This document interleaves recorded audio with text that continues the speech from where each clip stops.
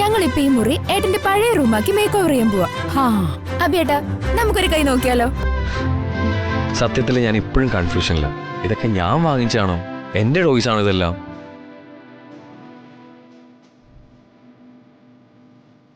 ഇവളും അബിയൊക്കെ പറയുന്ന പോലെ ഞാനൊരു കൊച്ചുകുട്ടിയെ പോലെ എല്ലാവരെയും ബുദ്ധിമുട്ടിച്ചോ?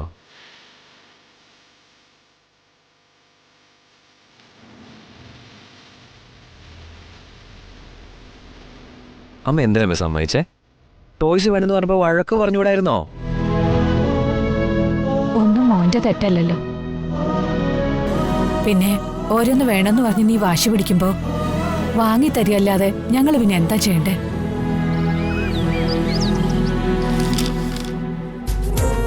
ഇതിന്റെ ഒറിജിനലാണോ ബാങ്കിൽ വെച്ചിരിക്കുന്നത്? അത്യാവശ്യമാണെന്ന് പറഞ്ഞാൽ ബാങ്കിൽ നിന്ന് എടുക്കാൻ പറ്റില്ലേ? എടുക്കാൻ പറ്റും. അപ്പൊ പിന്നെ സിമ്പിൾ കാര്യം നമുക്ക് ശരിയാക്കാം.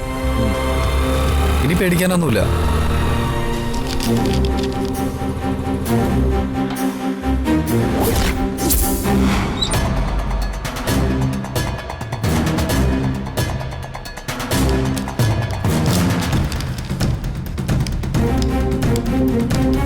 വാ ചേച്ചി.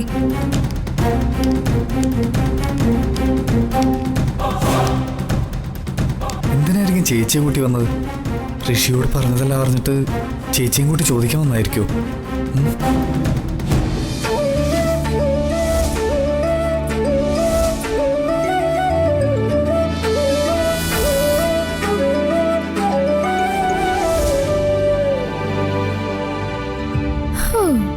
എങ്ങനെയുണ്ട് ഞങ്ങളുടെ മേക്ക് ഓവർ? രണ്ടുപേരും സ്ഥലം വിട്ടെ. കുട്ടേട്ടാ, ഞാൻ പോയിട്ടെ കുറച്ച് കഴിഞ്ഞിട്ട് തിരിച്ചു വരാം. എനിക്ക് ഒരുപാട് കാര്യങ്ങൾ സംസാരിക്കാനുണ്ട്. ഏട്ടന്റെ ഫ്രണ്ട്സിന്റെ വിശേഷങ്ങളൊക്കെ അറിയണ്ടേ? എടി പെണ്ണെ, നീ ഒന്ന് പോകുന്നുണ്ടോ അതോ? ഈ അമ്മയുടെ ഒരു കാര്യം. വാ അബിയേട്ടാ, നമുക്ക് പോവാം. ചെല്ലിയല്ലേ.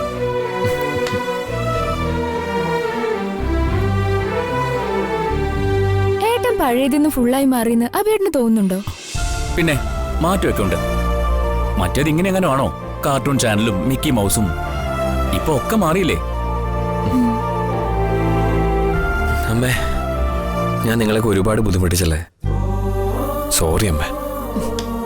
എന്തിനാടാ സോറി? കുഞ്ഞുനാള് മുതലേ നിന്നെ വയറ്റിക്കൊണ്ട് നടന്നപ്പോ അവിടെ കിടന്ന് നീ എന്നെ ഒരുപാട് ചവിട്ടിയിട്ടുണ്ട്. പിന്നെ ഈ കയ്യിലോട്ട് കിട്ടിയപ്പോഴോ ഒന്ന് ഉറങ്ങാൻ സമ്മതിച്ചിട്ടുണ്ടോ? ദേ, കരച്ചിലോട് കരച്ചിലായിരുന്നു. അതൊക്കെ എന്റെ ഓർമ്മയില്ലാത്ത കാലത്തല്ലേ അമ്മേ? അതെ, ഇത് നിനക്ക് ഓർമ്മയില്ലാത്ത കാലത്തല്ലേ സിദ്ധു? നീ എന്നോട് എന്തിനാ മാപ്പ് പറയുന്നേ? ഞാൻ നിങ്ങൾക്ക് വേണ്ടിയല്ലേ ജീവിക്കുന്നേ? അതുകൊണ്ട് എന്റെ മോന് ഒരു വിഷമവും വേണ്ട, ഒരു സോറിയും പറയണ്ട. അമ്മേ, ഞാൻ കുറച്ചു നേരം ഇവിടെ മടി കിടക്കട്ടെ. വാ.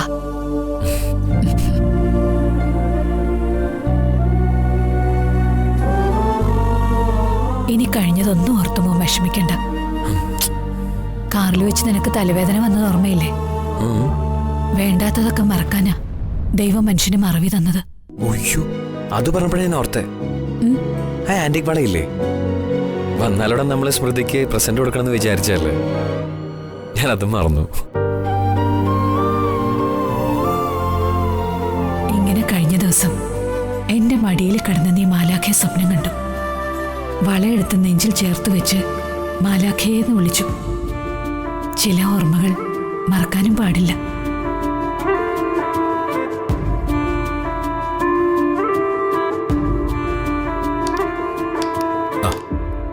മൂന്ന് ദിവസമായല്ലോ താൻ ഓഫീസിൽ വന്നിട്ട്. എന്ത് പറ്റി? സർ, കുറച്ച് പേഴ്സണൽ ഇഷ്യൂസ് ഉണ്ടായിരുന്നു. സാറിനോട് ഞാൻ പറഞ്ഞിട്ടില്ലേ സ്വർണ്ണമ്മയ്ക്ക് കൊടുക്കാനുള്ള പൈസയെ പറ്റി? അവരും മോനും കൂടി വീട്ടിൽ വന്ന് കുറെ പ്രശ്നങ്ങൾ ഉണ്ടാക്കി. ഒന്നുകിൽ പൈസ തീർത്ത് കൊടുക്കണം, അല്ലെങ്കിൽ ദേവികേച്ചി അവരുടെ മോനെ കല്യാണം കഴിച്ചു കൊടുക്കണമെന്ന്. ആ, അത് കൊള്ളാമല്ലോ. എനിക്കറിയാം രാമോദരനെ, ആളൊരു ഗജ ഫ്രോഡാ. വെറുതെ ഒന്ന് തല വെച്ചെടുക്കരുത്. ഇല്ല സർ, പറ്റില്ലെന്ന് തീർത്ത് പറഞ്ഞു. വീട്ടിൽ വന്ന് പ്രശ്നം ഉണ്ടാക്കിയപ്പോ പോലീസിൽ കംപ്ലൈന്റ് ചെയ്തു. പോലീസ് ഇടപെട്ട് പ്രമാണമൊക്കെ തിരിച്ചു വാങ്ങി തന്നു.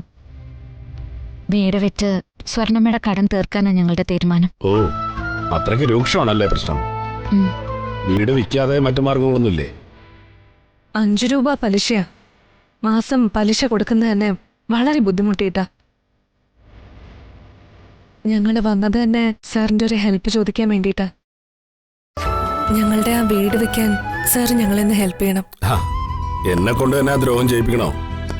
ഹിൽ ടോപ്പിലല്ലേ ആ വീട്. മേഘമല മൊത്തത്തിൽ അവിടെ നോക്കിയാൽ കാണാൻ പറ്റുമല്ലോ. പിന്നെ അടുത്തൊരു വെള്ളച്ചാട്ടമൊക്കെ ഇല്ലേ? എന്റെ ഓർമ്മയിൽ ആ വീടൊക്കെ ഉണ്ട്.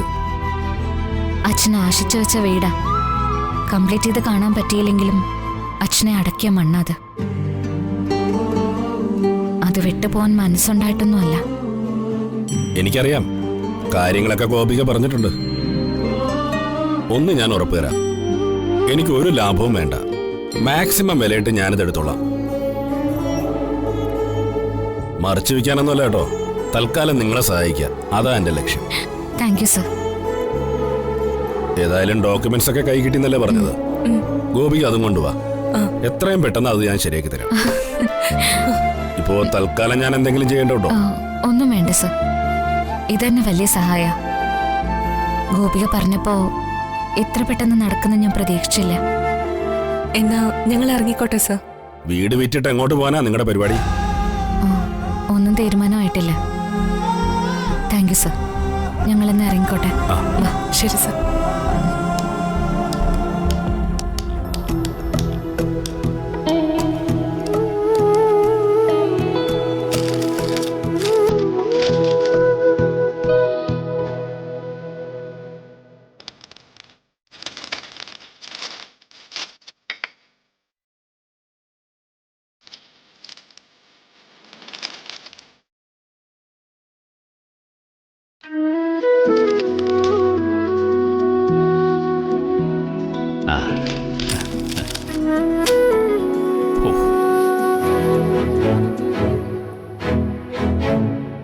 അല്ല, കുട്ടൻ എണീറ്റില്ലേ?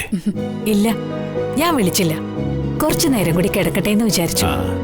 അവൻ ഇന്നലെ നന്നായിട്ട് ഉറങ്ങി, പാവം. ഉറങ്ങാത്ത നീയല്ലേ? ഞാൻ 1-2 പ്രാവശ്യം സിദ്ധുവിന്റെ മുറിയിൽ വന്ന് നോക്കി. ഇടയ്ക്ക് വന്നപ്പോ നീ മയങ്ങുക, വിളിക്കണ്ടെന്ന് ഞാനും വിചാരിച്ചു. അത് ചുമ്മാതെ ഞാൻ കുറച്ചു നേരം അവനെ നോക്കിയിരുന്നു എന്നുള്ളത് നേരാ. ഞാൻ വന്നപ്പോ ഇവിടെ ഒരാള് കൂർക്കം വലിച്ചുറങ്ങുന്നുണ്ടായിരുന്നു. എന്നിട്ടാ ഇടയ്ക്ക് വന്ന് നോക്കി പോലും. എത്ര കാലത്തിന് ശേഷമാ ഞാനൊന്ന് മനസമാധാനത്തോടെ ഉറങ്ങിയത്. അല്ല, അമ്മ എണീറ്റില്ലേ? കൊള്ളാം, രാവിലെ തന്നെ പൂജാമുറി കയറി. ശരിക്കും അമ്മയുടെ പ്രാർത്ഥനയും വഴിപാടുകളും നമ്മുടെ മോനെ തിരിച്ചു തന്നെ.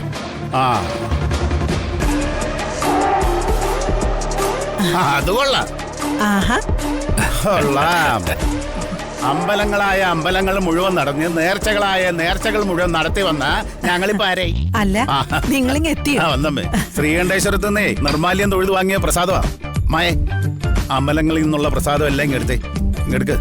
പ്രസാദം കൊടുക്കും. എന്റെ അമ്മേ, ഇവളെയും കൊണ്ട് ഞാൻ തോറ്റു. ദൈവാനുഗ്രഹം കൊണ്ട് ശയനപ്രദക്ഷിണം മാത്രമേ ഇവള് നേർന്നു. അല്ലെങ്കിൽ ഞാൻ ചുറ്റമ്പലത്തിൽ ചുറ്റും ഉരുണ്ട് എന്റെ നെഞ്ചു പൊട്ടിപ്പോയെന്നെ. മയെ, നീ ആ ചരടിയും കെടുത്തേ. അമ്മേ, അവൻ വന്നാലുടനെ ഈ ചരട് അവന്റെ കൈ കെട്ടിക്കൊടുക്കണമെന്നാ കക്കുളത്തെ തിരുമേനി പറഞ്ഞത്. അവിടെ ചെന്ന് സിദ്ധുവിനെ ഒന്ന് കണ്ടിട്ട് പോകാന്ന് പറഞ്ഞപ്പോ സമ്മതിക്കാതെ എന്നെ വിളിച്ചോണ്ട് പോയതേ നേരെ കക്കുളത്തെ അമ്പലത്തിലേക്കാ. എവിടെ സിദ്ധാർത്ഥൻ? അവൻ എഴുതിട്ടില്ലേ? ആ ചടുതി, ഈ ചരടേ അവന്റെ കൈ തന്നെ കെട്ടിക്കൊടുക്കണേ. നേർച്ച നേർന്നവര് തന്നെ കെട്ടിക്കൊടുത്താ മതി. ഓ, അല്ല, എവിടെയായിരുന്നു രണ്ടുപേരും കൂടി ഒരു ട്രിപ്പൊക്കെ? അബി, നീ ചെന്ന് സിദ്ധു ആണെന്നോ നോക്കിയേ. എന്നേക്കാൾ മുൻപ് ഒരാൾ വിളിക്കാൻ ചെന്നിട്ടുണ്ട്. ദേ വന്നല്ലോ.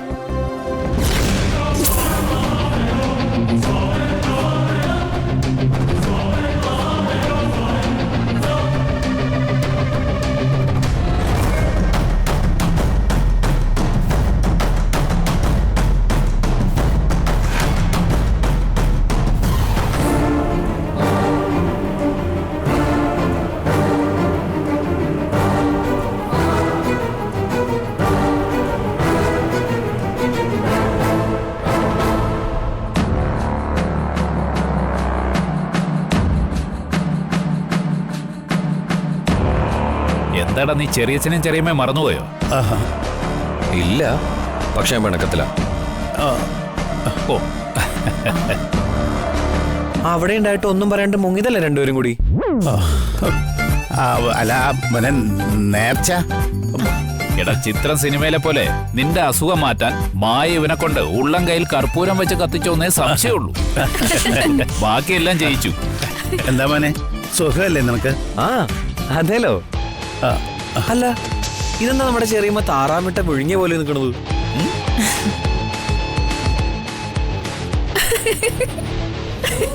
ഒന്നുമില്ല മോനെ, നിന്നെ ഇങ്ങനൊന്ന് കാണാൻ എവിടെയെല്ലാം നേർച്ച നോറ്റെന്നറിയോ? സന്തോഷായി. മഹിയേട്ടൻ ഇപ്പൊ കളിയാക്കിയില്ലേ, കർപ്പൂരം കയ്യിലൊക്കെ വെച്ച് കത്തിച്ചുന്ന്. നീ ഇതാ കുഞ്ഞമ്മയുടെ കയ്യിലോട്ട് നോക്കി.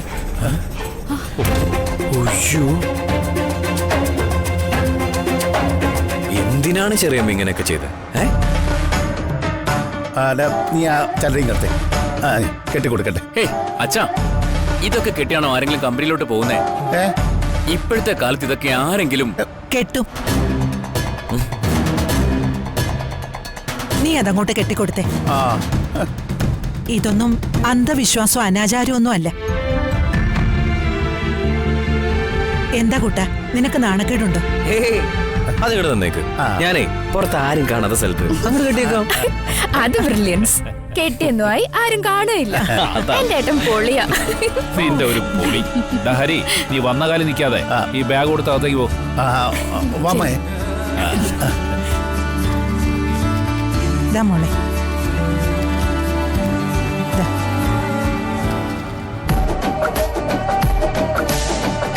മായേ, എനിക്ക് അങ്ങോട്ട് വിശ്വസിക്കാൻ പറ്റുന്നില്ല. അവനൊന്നും ഓർമ്മയില്ലെന്ന്. നമ്മൾ രക്ഷപ്പെട്ടറി.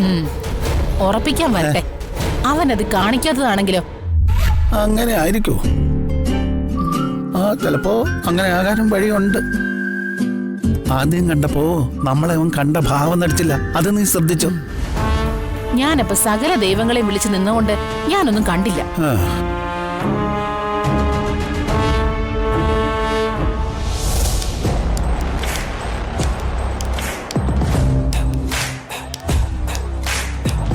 ഇപ്പോഴും എനിക്ക് സംശയമുണ്ട്, അവനെല്ലാം മനസ്സിൽ വെച്ച് മനഃപൂർവ്വം അടുപ്പം കാണിക്കുകയാണെന്ന്.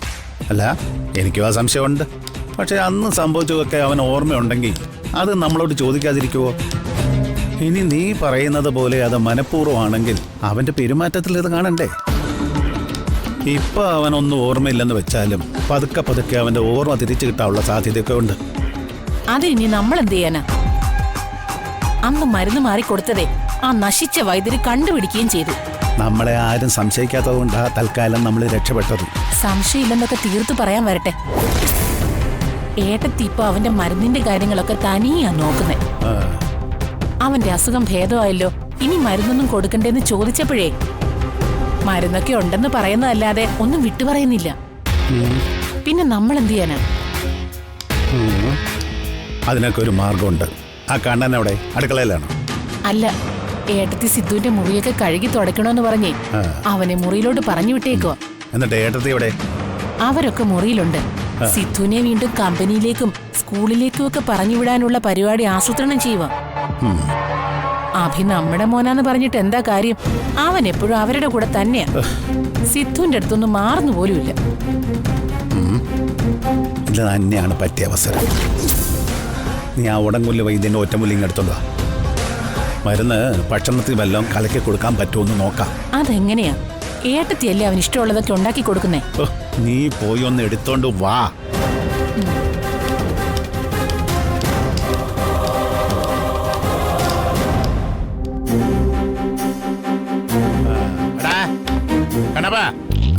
നീങ്ങി വാ. എന്നെ കണ്ണപ്പാന്ന് വിളിക്കരുത് ഞാൻ പറഞ്ഞിട്ടില്ലേ? സിദ്ധു കുഞ്ഞ് മാത്രം എന്നെ അങ്ങനെ വിളിക്കുന്നത്. നിങ്ങളൊക്കെ എന്നെ കണ്ണാന്ന് തന്നെ വിളിച്ചോ. എടാ, നിന്റെ മൊബൈലിൽ പൊട്ടിപ്പോയിട്ട് അത് ശരിയാക്കിയോ? അതിന് ശരിയാവുന്ന ലക്ഷണമൊന്നുമില്ല. പുതിയ ഒന്ന് വാങ്ങണം. സിദ്ധു കുഞ്ഞിനെ മണിയടിച്ചാലേ രക്ഷയുള്ളൂ. എടാ, അതൊന്നും വേണ്ടടാ. നിനക്ക് ഞാൻ പുതിയൊരു ഫോൺ വാങ്ങിച്ചു തരാം. ആണോ? പടവും പാട്ടും ഒക്കെ കാണാനുള്ള സൈസ് വേണം. ഫോട്ടോ എടുക്കണം. അത്യാവശ്യം എല്ലാം വേണം. എടാ, ഒക്കെ ഞാൻ ശരിയാക്കി തരാമെന്ന്. മയേ, നീ കേട്ടോ? നമ്മുടെ കണ്ണപ്പനെ മൊബൈലിൽ എല്ലാം വേണമെന്ന്. ഫോൺ വാങ്ങിച്ചു കൊടുക്കാല്ലേ? പിന്നെ അല്ലാതെ. എടാ, എല്ലാം ഞാൻ ശരിയാക്കി തരാം. പക്ഷേ ഞാൻ പറയുന്ന പോലെയൊക്കെ നീ ചെയ്യണം. എടാ, നിനക്കറിയാവോ സിദ്ധു മോന്റെ അസുഖം മാറ്റിയത് ആരാണെന്ന്? ഞാൻ കൊടുത്ത മരുന്നാ അവന്റെ അസുഖം മാറ്റിയത്. പക്ഷെ ഇപ്പൊ അവൻ അത് കഴിക്കുന്നില്ല. പണ്ട് പിള്ളേരുടെ സ്വഭാവമായിരുന്നോണ്ട് പറഞ്ഞ അനുസരിക്കുമായിരുന്നു. ഇപ്പൊ വലിയ ആളായതുകൊണ്ട് അവൻ പറഞ്ഞിട്ട് കേൾക്കുന്നുമില്ല. ഞാൻ ഈ മരുന്നേ അവന് വല്ല ജ്യൂസിലോ കാപ്പിയിലോ കലർത്തി കൊടുക്കണം. അയ്യോ എനിക്ക് വയ്യ, എനിക്ക് പേടിയാ. ഇത് കൊടുത്തിട്ട് കുഞ്ഞിന് വല്ല കുഴപ്പം വന്നാ അവരെല്ലാം കൂടി എന്നെ തല്ലിക്കൊല്ലും. അങ്ങനെ എന്തെങ്കിലും കുഴപ്പം വരുന്ന കാര്യം ഞങ്ങൾ ചെയ്യോ? അഭിമോനേക്കാൾ ഇഷ്ടം സിദ്ധുവിനോടാണെന്ന് നിനക്ക് അറിഞ്ഞൂടെ? എങ്കിൽ പിന്നെ നിങ്ങൾ കൊടുത്തൂടെ? നിനക്ക് മൊബൈൽ വേണോ? വില കൂടിയ വലിയ ഒരു ഫോൺ ഞാൻ നിനക്ക് നാളെ വാങ്ങിച്ചു തരും. ആണോ? പക്ഷേ നീ ഇത് ഇന്ന് കൊടുക്കണം. കുഴപ്പമൊന്നും വരില്ലല്ലോ അല്ലേ? എന്തെങ്കിലും വന്നാ നിങ്ങൾ എന്ന മരുന്നാണെന്ന് ഞാൻ പറയും. എടാ ഉണ്ടോ? എടാ അവന്റെ അസുഖം മാറാനുള്ള മരുന്നല്ലേ? അതിനിപ്പോ അസുഖമൊന്നും ഇല്ലല്ലോ. ഞാൻ ആ മുറി ക്ലീൻ ചെയ്യാൻ ചെന്നപ്പോ എന്നോട് പഴയതുപോലെ സംസാരിച്ചത്. എടാ അതൊക്കെ ശരിയാ. 1-2 ദിവസത്തേക്ക് ഇങ്ങനെ സുഖപ്പെട്ടാ മതിയോ? എടാ ഈ മരുന്ന് കഴിച്ചില്ലെങ്കിലേ പിന്നെയും പഴയപടിയാകും. നീ ഇതങ്ങോട്ട് പിടിച്ചേ.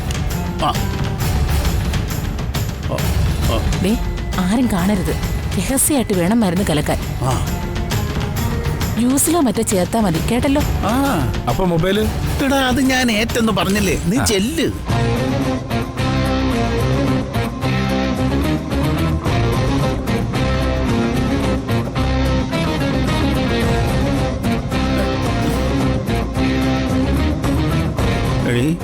ഇവനിത് കുളമാക്കുവോ? ആ പാവത്തിനെ പറഞ്ഞു പറ്റിക്കാതിരുന്നാ മതി. ഒരു മൊബൈൽ അങ്ങ് വാങ്ങിച്ചു കൊടുത്തേക്കണം. ഞാൻ ഏറ്റൊന്ന് പറഞ്ഞില്ലേ?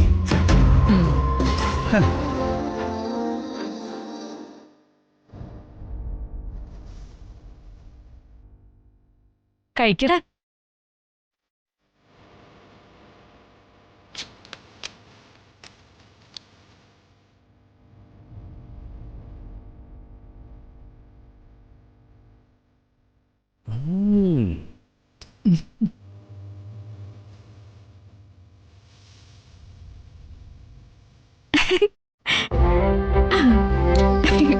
കുറച്ചുകൂടെ കഴിക്കാം. കുട്ടേട്ടന്റെ ഫേവറേറ്റ് ഉണ്ണിയപ്പം ചൂടോടെ ഞാൻ കൊണ്ടുവന്നിട്ടുണ്ട്. ഇത് മറ്റാർക്കും ഇല്ല, കുട്ടേട്ടന് മാത്രം. ഓൺലി ഫോർ എന്റെ കുട്ടേട്ടൻ. ഉണ്ണിയപ്പോ എന്റെ ഫേവറേറ്റ് ഡിഷോ? ആരാ നിന്റെ അടുത്ത് പറഞ്ഞേ? എനിക്കൊന്നും വേണ്ടേ, അങ്ങോട്ട് നീക്കി വെച്ചോ. അത് മാത്രല്ല, എന്റെ തടിയ കൂടി കണ്ടില്ലേ, അത് കുറയ്ക്കാൻ വേണ്ടി ഞാൻ ഷുഗർ കണ്ടന്റ് കട്ട് ചെയ്യാൻ തീരുമാനിച്ചു. അതുകൊണ്ട് ഉണ്ണിയപ്പം നീ തന്നെ കഴിച്ചോ.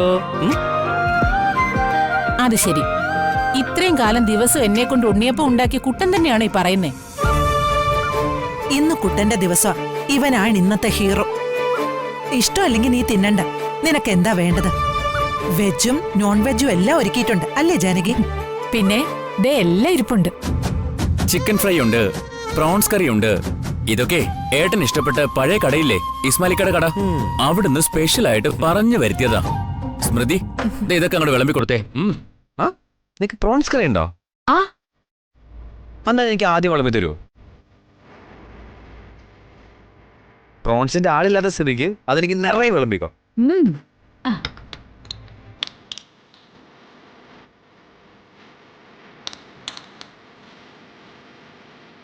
പറയും പോലെ ഋഷി എന്താ വരാത്തത്?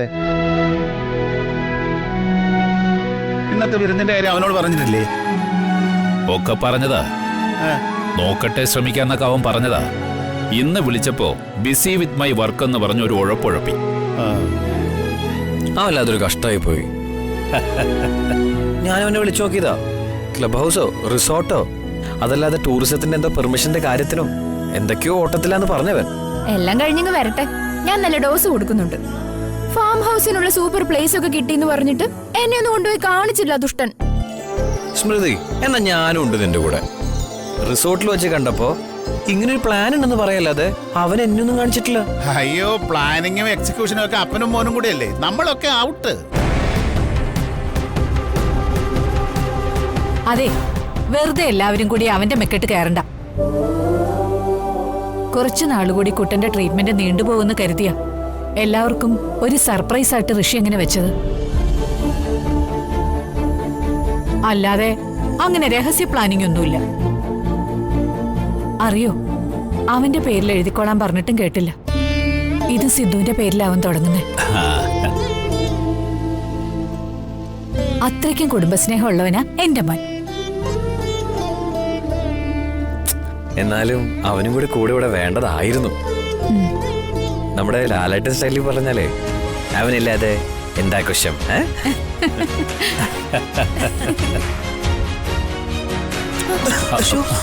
എന്താ കുടിക്കാൻ കുറച്ച് വെള്ളം എടുത്തു കൊടുക്ക. വെള്ളം കൊടുക്ക. ഇത് ഇക്കാന്റെ കടലിലെ പ്രോൺസ് തന്നെയാണോ? അല്ല, എരിവുണ്ടെങ്കിലേ വെള്ളത്തിനേക്കാൾ നല്ലത് ജ്യൂസ് കുടിക്കുന്നതാ. മയെ, ഞാൻ ജ്യൂസ് എടുത്തോണ്ട് വന്നേ.